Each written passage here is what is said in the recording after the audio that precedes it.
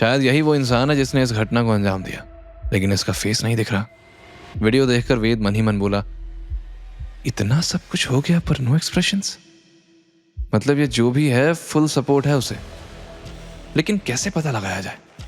वही इंस्पेक्टर कियारा से बोले, मैडम हम और इन्वेस्टिगेशन करेंगे, हो सकता है आपकी दादी के एक्सीडेंट और इस साजिश का कोई रिलेशन हो। We will contact you again.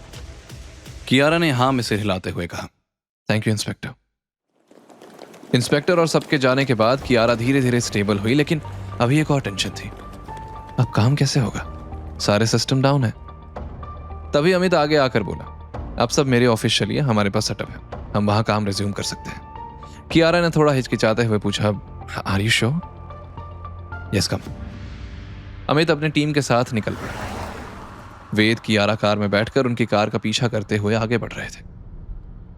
Thanks, I mean सच में अगर तुम ना होते तो अब क्या करें, खीरा ककड़ी टमाटर तुम जैसी भी हो, मेरा ही सलाद हो, बचाना ही पड़ेगा ना।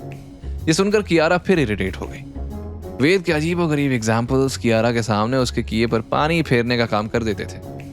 कियारा ने मन ही मन सोचा, calm down Kiara, calm down. अगर इसने अच्छा काम नहीं किया होता ना तो इसकी ये उल्टी जुबान निकाल लेती। कुछ ही देर में वो लोग अमित के ऑफिस पहुंचे और जल्द ही पूरी की पूरी टीम कंप्यूटर्स पर काम में लग गई।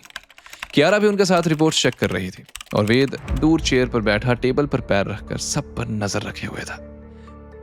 आखिर क्या हाथ लगने वाला था इस इन्वेस्टिगेशन से? सब बेसब्री से जानना चाहते थे। काम करते करते कब सुबह हो गई किसी को पता ही नहीं चला। सब अपनी अपनी सीट पर लुढ़कते नजर आ रहे थे। तभी अचानक वेद सबके लिए चाय लेकर अंदर आया और बोला, लो भाई लोग और नहीं देवियों, वेद की तड़कती भड़कती चाय आ गई है। सबने चौंक कर उसकी तरफ देखा। सब के सब ठंडे पड़े हो, ऐसे में क्लाइमेक्स कैसे दिखाओगे? ये पियो वेद के हाथों की तड़कती भड़कती चाय। जिसका भी दिमाग ऑफलाइन है ना, ये चाय पीकर ऑनलाइन हो जाएगा। कियारा ने भी कप उठाया, एक सिप ली और उसकी आंखें चौड़ी हो गई। वो मन ही मन बोली, सरप्राइजिंगली गुड। वेद ने उसके एक्सप्रेशन देखकर कहा, क्यों अच्छी लगी ना? कियारा एरोगेंट अंदाज में बोली, 7 दिन बाद चाय की टपरी खोलकर अच्छा कमा लोगे। ये सुनकर वेद मुस्कुराया। क्या होगा जब कियारा को पता चलेगा कि कंपनी का असली मालिक वेद ही है? तभी अमित ने कहा, वेद तुम तो दिल ही जीत लिए यार, सच में दिमाग की नसें खुल गई। क्या डाला है इसमें? वेद ने हंसते हुए कहा, बस थोड़ा सा पेशेंस और चाय पत्ती शक्कर का बैलेंस है। सारे लोग चाय पीते पीते फ्रेश लगने लगे। कियारा की नजर वेद पर ही अटक गई, जो सबको कप सर्व कर रहा था। करीब 1 घंटे बाद सभी आरके इंडस्ट्रीज के ऑल्टरनेटिव बोर्ड रूम में बैठे थे। माहौल में एक अजीब सी टेंशन थी। कियारा और अमित की टीम के बाद जैसे ही वेद आया, सबके अंदर खलबली सी होने लगी। सबने अपने अपने पानी के गिलास थोड़े दूर खिसका दिए। राघव मन ही मन गुस्से में बड़बड़ाया, अगर इस बार कुछ किया तो जेल भेज कर रहूंगा। वेद ने एक स्मग स्माइल दी और जाकर लास्ट सीट पर बैठ गया। अमित जाकर प्रोजेक्टर के पास खड़ा हुआ और एक फाइल खोली तो कियारा खड़े होकर बोली, since everyone is so concerned about the company's finances, let me share what we have discovered. Projector पर एक चार्ट खुला। एक्सेल शीट, डिलीवरी लॉग्स और फाइनेंशियल रिकॉर्ड्स स्क्रीन पर नजर आने लगे। कियारा ने कहा, हमें फेक अमाउंट के 200 से ज्यादा ट्रांजैक्शंस मिले। शिपिंग रिकॉर्ड्स में 100 केसेस डिस्पैच हुए हैं, लेकिन अकाउंट्स में सिर्फ 10 केसेस रजिस्टर्ड हैं।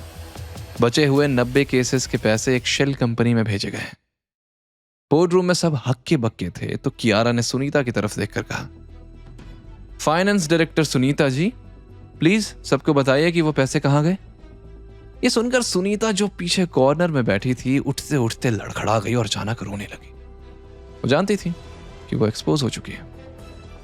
आई am sorry, they forced me to do it.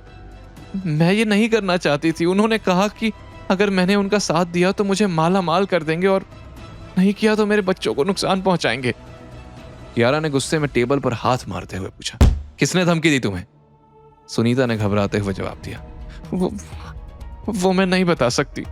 तभी वेद को एक मैसेज आया, जो तुमने मांगा था वो मिल गया, मैं नीचे इंतजार कर रहा हूं। वेद मन ही मन बोला, ये तो बस मोहरा है, असली खिलाड़ी पर्दे के पीछे है और उसे निकालने के लिए एक और गेम खेलना पड़ेगा।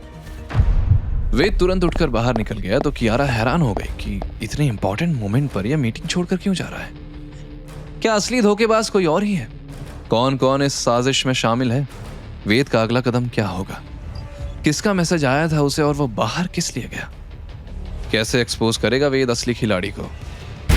आगे की कहानी जानने के लिए देखें अगला एपिसोड सिर्फ पॉकेट एफएम के यूट्यूब चैनल पर, और के फॉर किंग के सारे एपिसोड्स को सुनने के लिए डिस्क्रिप्शन में दी लिंक से डाउनलोड करें पॉकेट एफएम ऐप।